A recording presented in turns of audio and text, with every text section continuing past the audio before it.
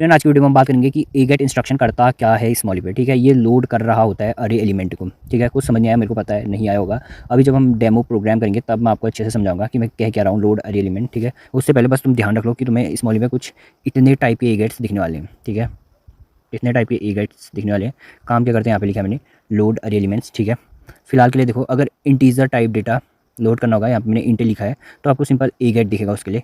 और अगर long double data load करना होगा तो उसके लिए आपको ए गेट वाइड दिखेगा। और ऑब्जेक्ट ऑब्जेक्ट मतलब है स्ट्रिंग समझ लो तुम। ठीक है, अगर स्ट्रिंग को लोड करना होगा तो आपको ए गेट ऑब्जेक्ट दिखेगा। और इस तरीके से बूलियन के लिए ए गेट बूलियन, और बाइट के लिए बाइट डेटा टाइप को लोड करना होगा तो ए गेट बाइट, और केयर के लिए ए गेट केयर, एंड शॉर्ट के लिए ए गेट शॉर्ट। ठीक है, सिंटेक्स किस प्रकार का रहता है इसका वो भी देख लेते हैं। तो मैं यहाँ पे करता हूँ जूम, तो कुछ इस प्रकार का सिंटेक्स आपको ए गेट के लिए दिखेगा। ठीक है, मैं यहाँ पे हाईलाइट कर देता हूँ। तो ए गेट एक्स एक्स क्या है, एक्स एक्स यार कुछ नहीं होता। ठीक है, एक्स एक्स ऐसा कुछ नहीं होता, बस ये एक्स एक्स की जगह आपको डेटा टाइप दिखा मिलेगा। जैसे मान लो अगर बूलियन टाइप डेटा लोड करना होगा तो इस एक्स एक्स की जगह आपको बूलियन लिखा मिलेगा।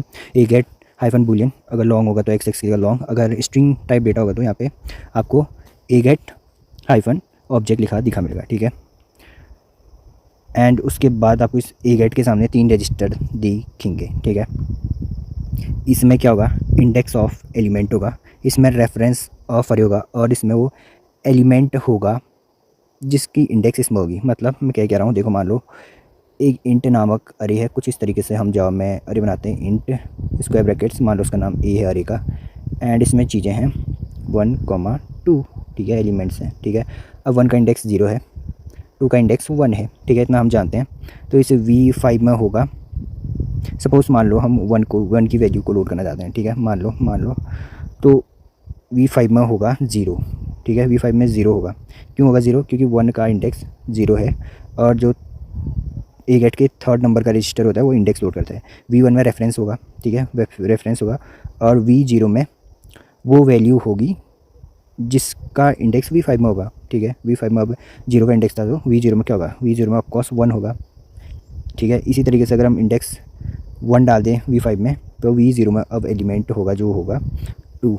ठीक है, क्योंकि इस अरे के 1 एलिमेंट पे सॉरी 1 इंडेक्स पे 2 एलिमेंट है। ठीक है, और V1 तो हमें पता ही है इस अरे का रेफरेंस। ठीक है, अब इस अरे के रेफरेंस से क्या तात्पर्य है मेरा, तो देखो यार मेमोरी में इस अरे का जो भी एड्रेस होगा, ठीक है, वो चीज़ इसमें V1 पे लोड होगी। ठीक है यार, अब हम डेमो प्रोग्राम देखेंगे, वहाँ अच्छे से समझेंगे इस चीज़ को।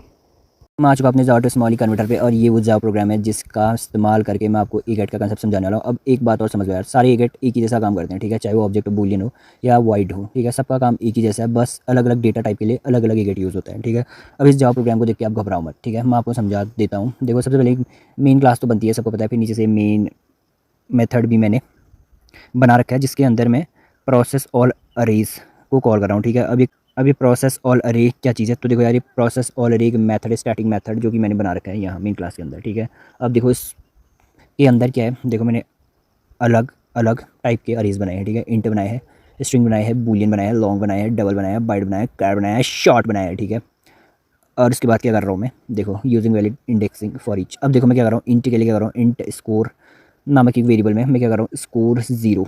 ठीक है, स्कोर 0। ठीक है, इसका मतलब क्या है, इसका मतलब आप समझते होंगे, यहाँ पे जो मेरा इंट इंडेक्स है इसके 0 एलिमेंट को, जो कि 85 है। ठीक है, 0 एलिमेंट 85 है, उसको मैं स्कोर नामक वेरिएबल में डाल दे रहा हूँ। ठीक है, ठीक है, अब इन ही लाइन ऑफ कोड के लिए, ठीक है, इन ही लाइन ऑफ कोड के लिए हमारा यूज़ होता है ई गेट। ठीक है, हम बस जावा समझने नहीं आए, अब आगे प्रोग्राम क्या हो रहा है ये नहीं समझेंगे, हम सिर्फ इन लाइनों पे ही ध्यान देंगे क्योंकि हम ई गेट को समझ रहे हैं। ठीक है, तो जावा में इस तरीके की चीज़ के लिए इस मॉली में ई गेट का यूज़ होता है, बस तुम ये समझो। ठीक है, अब मैंने क्या किया है, इतने लाइन्स ऑफ कोड में बस कुछ नहीं कर रहा हूँ मैं, जो ऊपर से मैंने अरे डिफाइन किए हैं इनको, इनके मतलब मैं एक एक एलिमेंट को एक्सेस कर रहा हूँ। जैसे कि तुम देख सकते हो, नेम मेरी शायद मैं एक बार सब रिमूव कर देता हूँ। ठीक है, मैं यहाँ पे हाईलाइट कर देता हूँ। अब देखो, नेम मेरा स्ट्रिंग नामक एरे है। यहाँ पे क्या नेम ही है, वो तो स्टूडेंट्स है guys, I am so sorry. तो मैंने क्या किया है कि नेम नामक वेरिएबल बनाया है जिसमें मैं स्टूडेंट्स इंडेक्स मतलब स्टूडेंट्स नामक अरे के फर्स्ट इंडेक्स को एक्सेस कर रहा हूँ। ठीक है, तो हाँ, स्टूडेंट्स नामक एक अरे है और इसका फर्स्ट इंडेक्स में जो नाम है वो जैन है। ठीक है, इसको हटा दो। इसी तरीके से मैंने नीचे बूलियन के लिए भी किया है। ठीक है, हैज़ पास्ट बना रखा है और पास्ट नामक अरे है, उस इंडेक्स को एक्सेस कर रहा हूँ। ठीक है, अब देखो इसी तरह से सबके लिए कर रहा हूँ मैं, ठीक है, शॉर्ट के लिए भी किया मैंने, बार बार क्या ही रिपीट करूँ। एंड अब देखो इन्हीं लाइन ऑफ कोड के लिए आपको ई गेट दिखने वाला है, ठीक है। इसके लिए आपको दिखेगा ई गेट एंड स्ट्रिंग के लिए ई गेट ऑब्जेक्ट दिखेगा, और बूलियन के लिए ई गेट बूलियन, ठीक है। अब ये कर क्या रहे हैं हम जानते हैं, बस ये कुछ नहीं कर रहे। जो भी स्कोर नामक हमारा अरे है उसके 0 इंडेक्स पे जो भी एलिमेंट है जो कि 85, उसको स्कोर नामक वेरिएबल में डाल रहे हैं, ठीक है। तुम्हें इतना समझ आ गया होगा। अब मैं इसको स्मॉल में कन्वर्ट करके दिखाता हूँ आपको। ये नीचे आ जाएंगे, हम ये बिल्कुल नहीं समझेंगे कोड में क्या हो रहा है, ठीक है। बस हम जिससे हमें काम है उसी को ढूंढेंगे, ठीक है। यहाँ पे आ जाओ, ये देखो वो सारे ई गेट्स यहाँ पे हैं, ठीक है।